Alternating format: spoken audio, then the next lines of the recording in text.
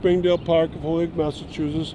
We're going to point out some features of the neighborhood. Remember, this is an industrial city, so outside the edge of the park, you're going to see some of the industries. And in the distance, you see a company that's called the Baxter Company, and they made a lot of postcards, index cards, kind of objects or items.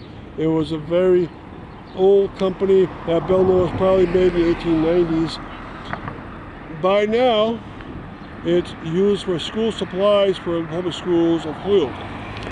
But you can see they did a great thing with this park. They made it blend right into the neighborhood. The sidewalk comes into the neighborhood and then it goes out. So you can, as you go along the sidewalk, you kind of visit the park. You're forced to. And one of the major entrances is right at that point, Jed Day's Landing. And that was where the ancient ferry was. Now, as you go a little bit inwards from the edge of the park, you see a couple of buildings. This is the Springdale Industrial Park, and the biggest occupant by far was the Acme Chain Company. And the Acme Chain Company made chains for motorcycles, that type of chain, big industrial chains. And they took up this whole complex. They were taken over by Tsubaki, which is a Japanese company, and Tsubaki does the same thing. They make industrial chains. And this, it's at the edge of the old-time canal system. It's at the edge of Springdale.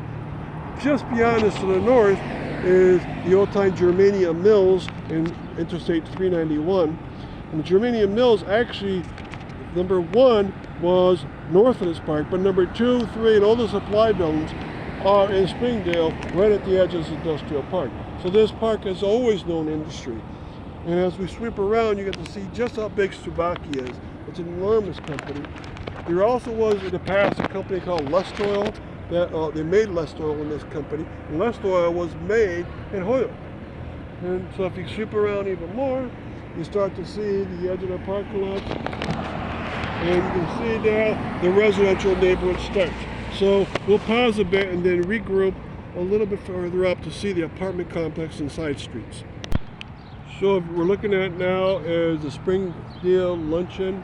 It's now called the Springdale Cajun Diner, and they sell Cajun food there, which is really cool. Cajun is Louisiana cuisine. And that's really cool because this used to be a French-Canadian neighborhood besides being a German neighborhood. And if you look over to the left, you see a side street that was called Vernon Street, and there's big houses up there, a lot of them made by John Pruitt. And as you go along, you'll see an orange facade building, and that one is called the Springdale Grocery. Right, and they sell lots of food, and that's always been the grocery store for Springdale for over 100 years now, 125 years at least. And so this neighborhood was all set up. Remember it had things like a school, apartment and homes, a park, and it has a auto dealership, it has industrial park. So even though it's small, it packs a punch, and that's why a lot of people like to live here. Now we'll go further up.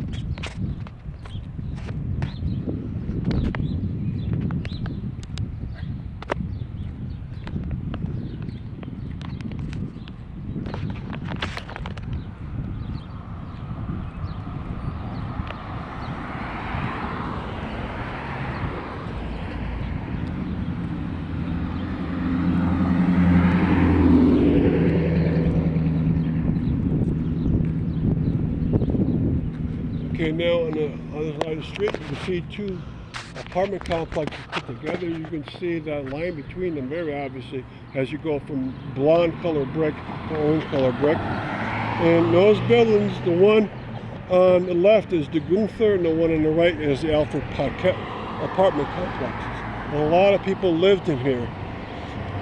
Okay, and now one more stop, and we'll go up to it and see the first apartment.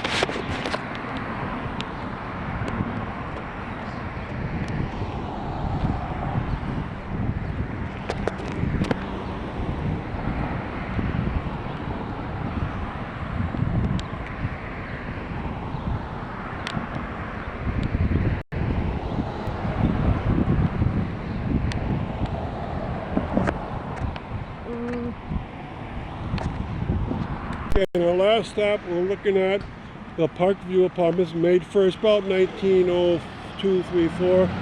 It was made here, and it has a great name because, of course, you have a view of the park.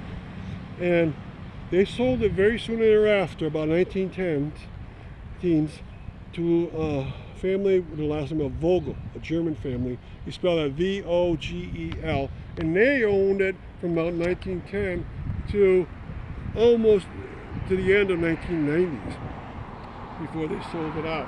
And they kept it in great shape. I've talked to the person that grew up there of that family, and he said they always put efforts to make sure that it was kept as nice as possible. Notice the frieze on the very top floor is gorgeous. Now, you can see in the two buildings beyond it, you can see the Springdale School. That's the second Springdale School. The older one was up further in the park itself, and so it quite appropriately had a school of its own. Just like the next neighborhood up, called Ingleside, which is very close, had its own park and its own school. So every neighborhood had a school. Now I'm going to point out one last feature. If you look up this street here, you can see